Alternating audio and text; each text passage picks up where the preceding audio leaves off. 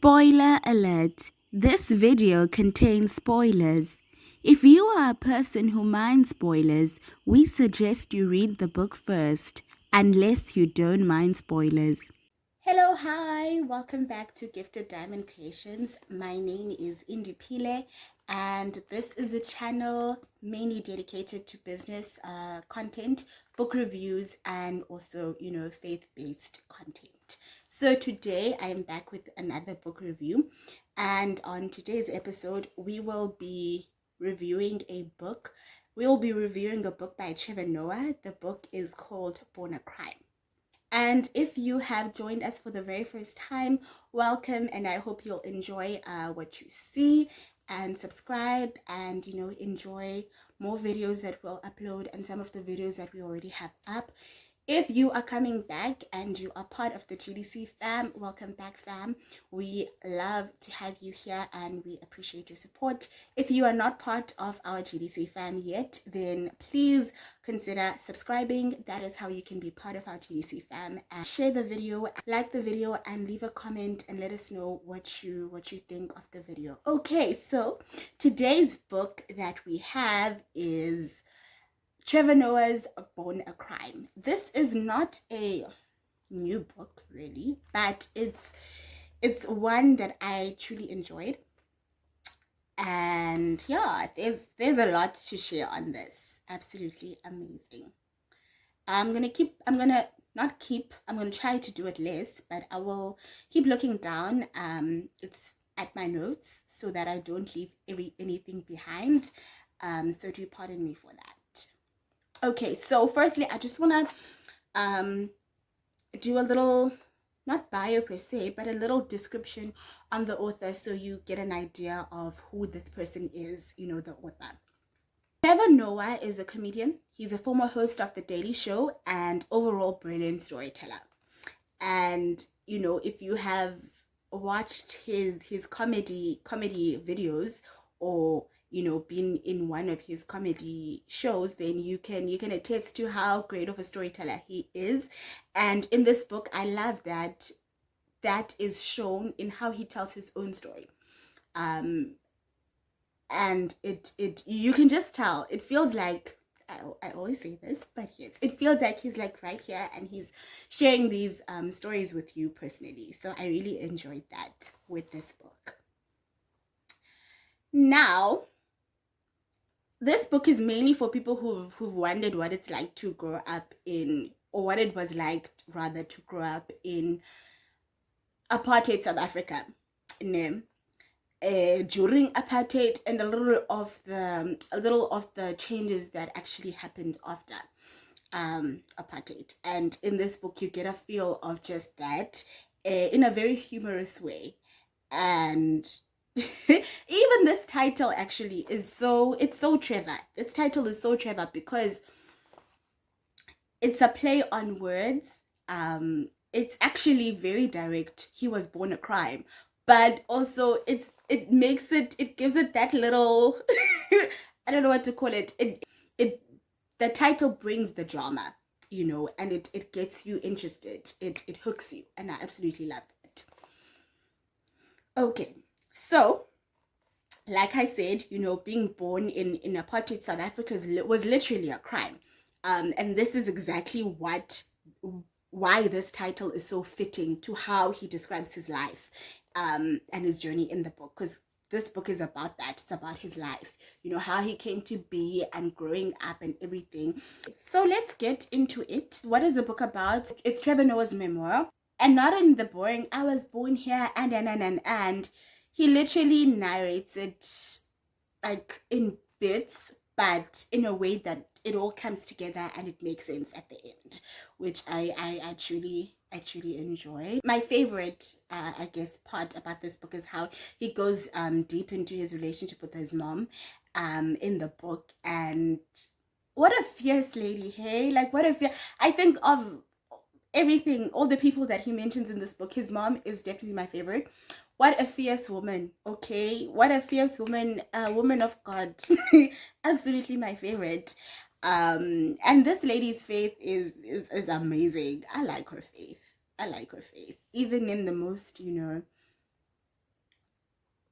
horrible of, and she's a lady who believes in God, and even in the most disturbing, the most heartbreaking moments, the most stressful moments, her faith is displayed in how she responds to things, and in kind of the things that I am sure Trevor learned from his mom about perseverance through that. And I love that she doesn't shy away to actually explain that a lot of how she perseveres the way and her resilience comes from her faith. So I really enjoy that about Omamu Patricia Nombuyiselo.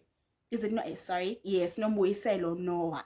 I absolutely, love that. She's my star in this book. Hey, she's the star of this book, and I think it paints a nice picture then of how Trevor sees his mom and the pivotal role she played in who he is today, which is amazing, man.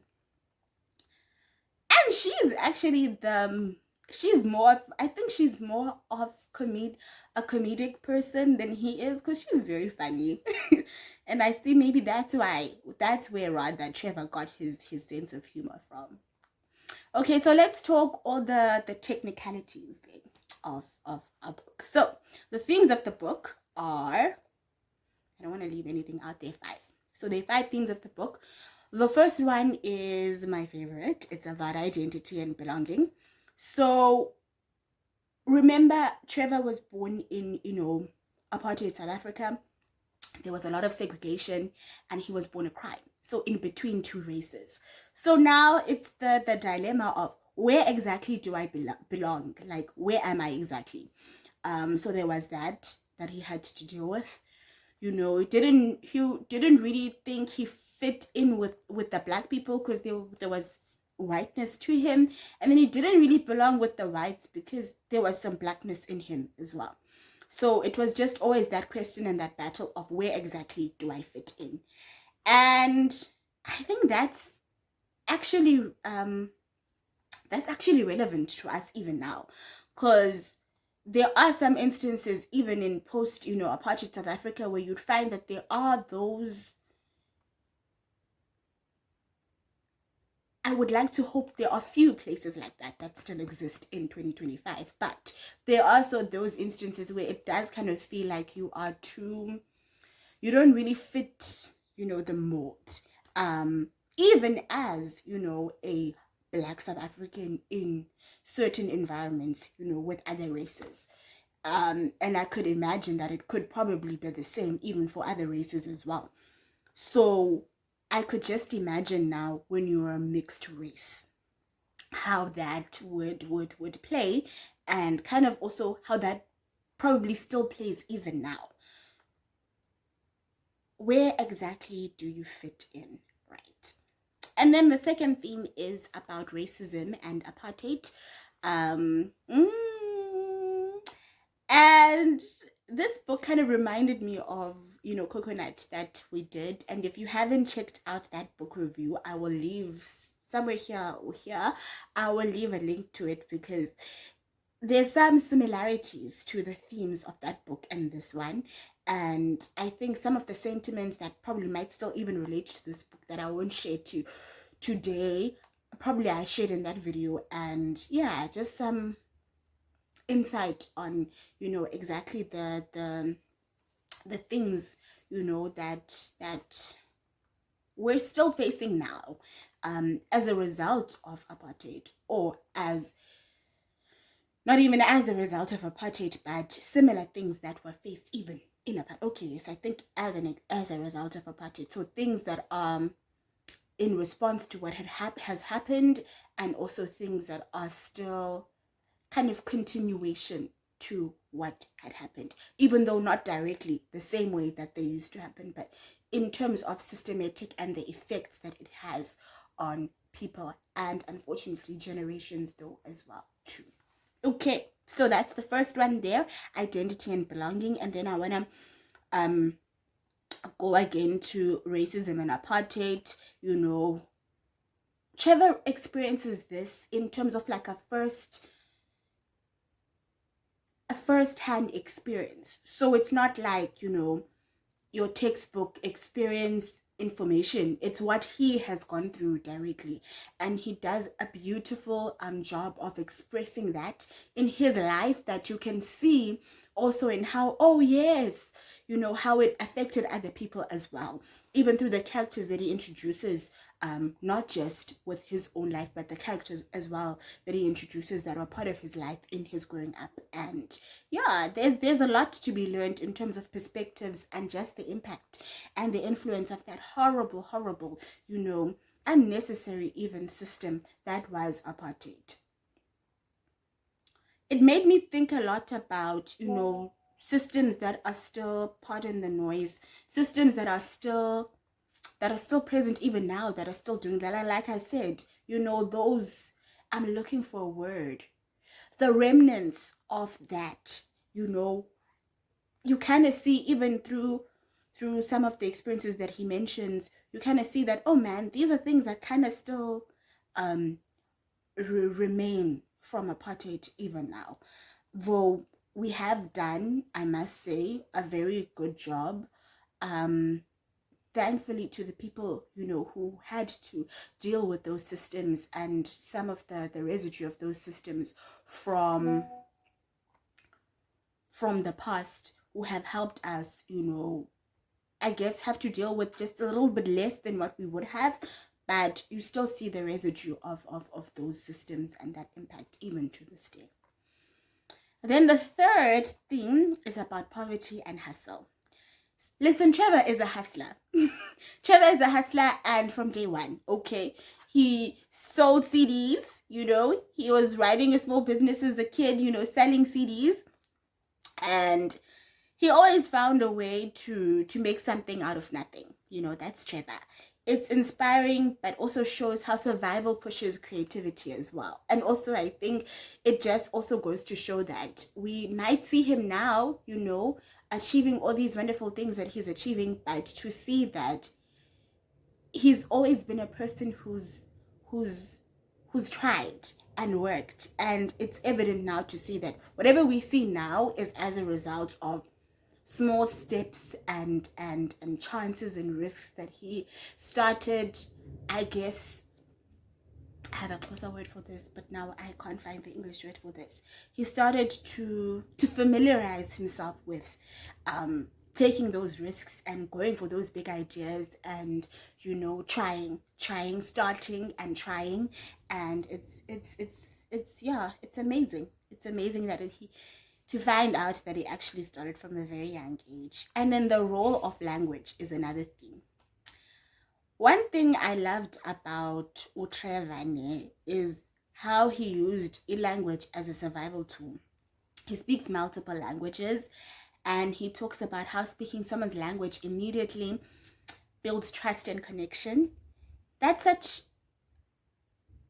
a powerful lesson about empathy and adaptability, and I guess how effective it is in connections for someone to kind of see that you see them, and you understand them, and kind of that safety to be able to, you know, communicate with you. Because if, like now, for example, an early example, even in this video, there's a word I forgot in, I almost forgot rather, in English, that you know that in your own mother language it would be easy to communicate with. So even in times you'd see in places rather where you'd have to converse, it's kind of easier to converse with someone that understands your language, so that when things like that happens, it's a bit easier to maneuver through that conversation, because you know that there is a sense of understanding there, you know, as well. And then the last theme is his relationship with his mom. I think I mentioned a bit of this in the beginning. It's my favorite part. You know, Oman Patricia is bold. She's fearless, and she's full of faith. She's a lady that's full of faith. And Trevor does a lot of good in how he depicts her just as that in this book. Oman Patricia raised Trevor with so much love and discipline, you know, as with, you know, your typical, you know, South African mothers, single mothers at that. And when life was trying to break her, she maintained that, being that type of person that she is. The relationship is funny, ne? It's emotional, but it's also beautiful, and it's beautiful to read about and to just picture and to have this picture in your mind. You know how he paints it. Their relationship is absolutely amazing. Okay, so I want now to speak about my favorite moments from the book. So I wrote them down here so that I don't forget. So there's 3 in particular. Name. The first one is the chocolate story. So if you know, you know. Trevor, as a little kid, stealing chocolate, yeah, thinking he was smart, only for his mom to teach him a whole lesson about honesty in the most epic way. Listen, I laugh so hard, but also I respect Mom Patricia. I respect her so much. Also, I think, if I'm not mistaken, please do correct me if I'm mistaken, and I'm really sorry if I think Trevor's dad is Swiss, ne? He's half Swiss because of his dad. And oh my goodness, how the Swiss love their chocolate, hey? Yeah. So the second one is the jail story. So Trevor and his stepdad's drama leading to him. Okay, so the jail story was a little bit bizarre for me. Like, I didn't see it coming, but okay, Trevor and his stepdad's drama leading to him spending a night in jail. That whole section, you know, it was tense. Okay, it was really tense, but it was also funny because of how Trevor narrates it, because he's that type of person, you know, knows how to lighten a really rather serious and sad and kind of really scary moment. And I think that's actually a gift. The last chapter was the shooting. Now, the ending, if you've read the book, spoiler alert, you know how shocking and heartbreaking that moment was when his stepfather shot his mom. And yet, the way Patricia survived and kept her faith, goosebumps. That part really made me pause and appreciate her strength even more. You know, she was my fave, hands down. She was my fave even before we reached that part. But when we reached that part, I was just like, no, this lady, yeah. So why exactly should you read this book? Because it's not just a celebrity memoir, like your typical celebrity memoirs. It's history told through humor and through a first witness experience or first-hand experience. It's a book that will make you laugh, it will make you cry and think. Sometimes all the same. Laugh, cry and think all the same through reading one page. He doesn't just tell stories, he invites you into his world and he makes you king. What are my final thoughts on this? My final thoughts, I'd give this book a solid 10 out of 10, you know. I hardly rate books, but I'll give this book a solid 10 out of 10. It's real. And it's unforgettable. Trevor Noah proves that humor can coexist with pain, and storytelling can heal. Now, I want to hear from you.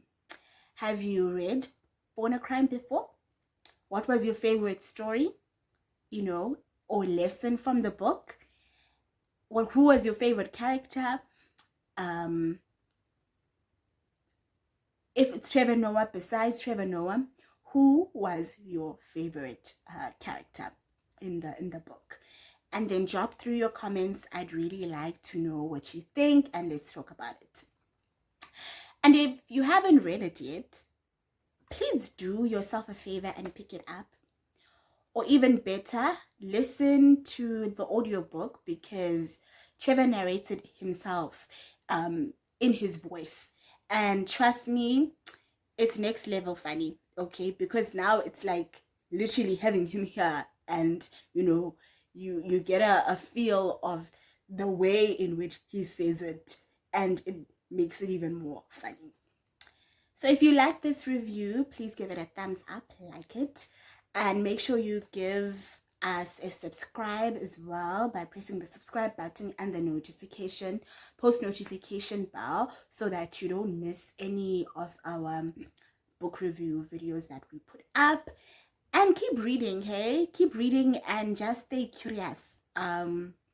Yeah, until the next one, love God, love each other. God is love. I love you, and you'll see me on the next one, which will be soon. And thank you so much for watching, and I appreciate your support. Bye.